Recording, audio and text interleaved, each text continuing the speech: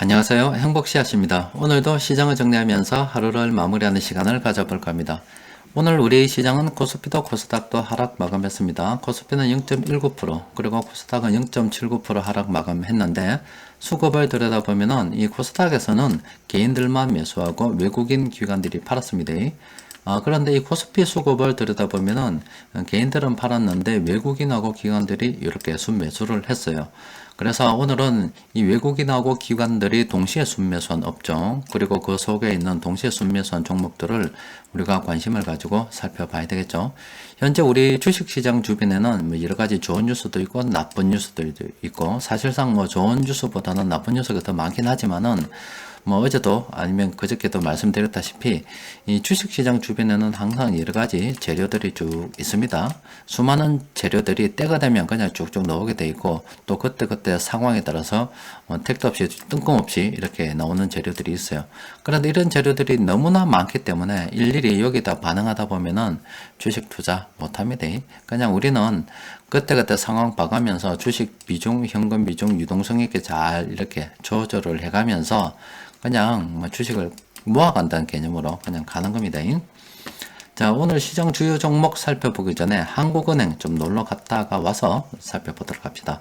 한국은행에 가 보시면은 9월달 생산자 물가 지수라고 해서 이렇게 공개를 해 놨습니다. 9월달 생산자 물가 지수를 보면은 이게 끝내줍니다. 여기 한 10년치 정도 데이터입니다. 10년치 정도인데, 여기 빨간색을 보시면 최근 들어서 급격하게 일단 상승을 했고, 또 그리고 최근에는 이렇게 엄청나게 높죠. 최근 한 10년간 과연 이만큼 전년 동월 대비 생산자 물가 지수가 높았던 적이 있었던가 보면 엄청, 지금 물가 상승 압력이 엄청나게 높다는 겁니다. 이게 생산자 물가 지수라고 하는 것은 기업들 제품이나 뭐 이렇게 만들 때 원가에 반영이 되는 겁니다. 그럼 이 제품 만들어서 사람들한테 팔겠죠. 팔면은 이 여러 가지 좀 붙여가지고 소비자들이 사게 되는데, 소비자들이 어떤 상품을 구매할 때, 이거 저번 달보다 더 올랐네, 이렇게 되는 거예요. 그게 바로 물가 인상, 물가 상승을 갖다가 체감하게 되는 겁니다. 이게 너무 이 생산자 물가 지수가 이렇게 된다는 것은 조만간에 또 반영이 되는 겁니다. 그러면 이렇게 물가 상승 압력이 높아지게 되면은 돈의 가치가 떨어진 거잖아요. 그 돈의 가치가 떨어진 것은 뭐 예전에 돈을 많이 풀어서 그런 거라서, 그럼 이걸 갖다가 서민들 좀 도와줘야 될 거 아닙니까? 그렇게 하다 보니까 금리 인상을 갖다가 할 수밖에 없습니다. 그래서 금리 인상 관련해서 오늘 한국은행 이주열 총재님께서 국감장에서 이런 이야기를 했어요.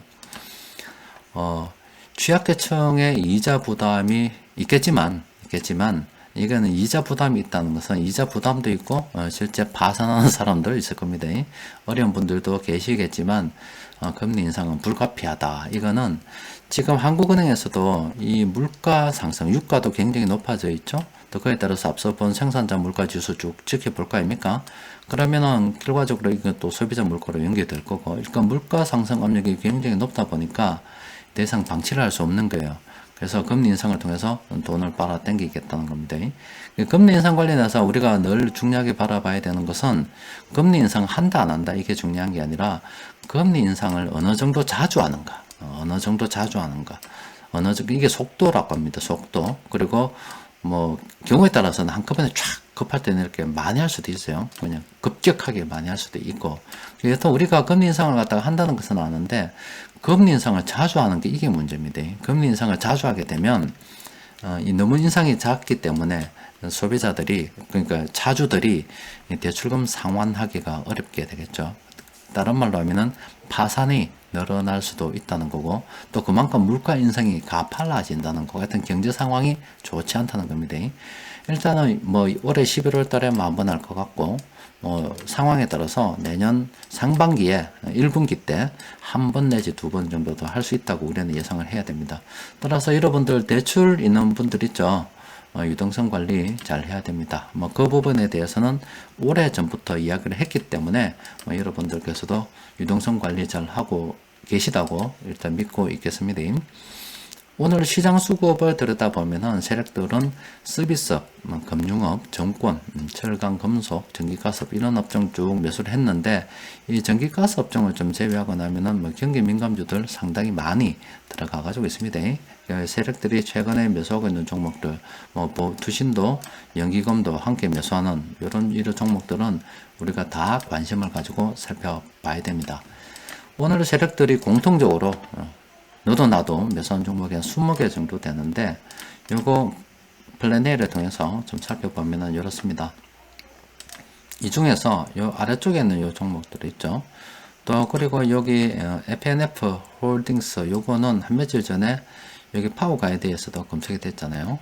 요런 종목들은 우리가 관심을 가지고 좀 살펴봐야 되고 또 현대 글로비스도 관심을 가지고 좀 살펴봐야 되겠네요. 나머지 종목들은 좀 그저 그렇고 하여튼 여기 지금 표시된 이 종목들은 우리가 관심을 가지고 살펴봐야 됩니다.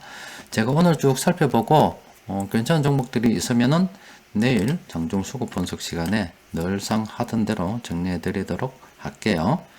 자, 그리고 변곡점 지표 좀 살펴보면은 지금 변곡점 지표에서 오늘도 한 10종목 정도가 검색이 됐는데 하락 반전 SOL이 하나 있습니다. 지금 SOL 같은 경우는 단기적으로 많이 올라서 이렇게 하락 반전 신호가 납니다. 앞으로 유가가 계속 오른다고 보면 이것도 긍정적으로 봐야 되는 그런 상황이죠. 그런데 단기적으로 너무 많이 올랐기 때문에 분할 매도 하실 분들은 좀 정리해도 된다. 그런 개념으로 접근하시면 됩니다. 아니고 나 한 방에 정리할 거다 하면은 이런 색 칠해질 때까지 기다리면 되죠. 아직은 이런 색깔 칠해진 게 아니라서 주식 투자는 늘 말씀드렸다시피 이런 색깔 칠해졌을 때 남들이 관심 없을 때 사고 이런 색깔 칠해졌을 때 팔면 됩니다. 나머지는 다 노이즈라고 보시면 됩니다. 노이즈 아니면 그때그때 전략에 따라서 조금씩 분할 매수하는 그런 쪽으로 사용하시면 되겠죠.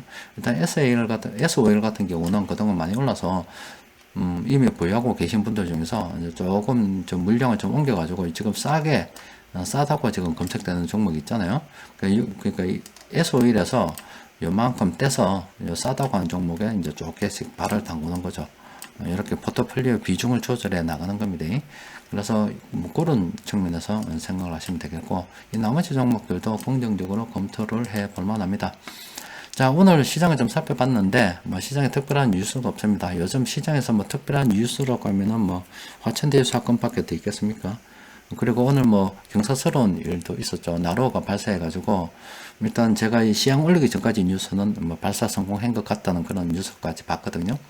일단 우리나라가 세계 7번째로 1.1톤 이상 위성을 발사할 수 있는 국가가 되었다고 하니까 참 얼마나 경사스러운 날입니까? 관련자분들 고생하셨습니다. 자, 일단 오늘은 또 여기까지 정리해놓고 내일 장중 수급 분석 시간을 통해서 뵙도록 하겠습니다. 이상입니다.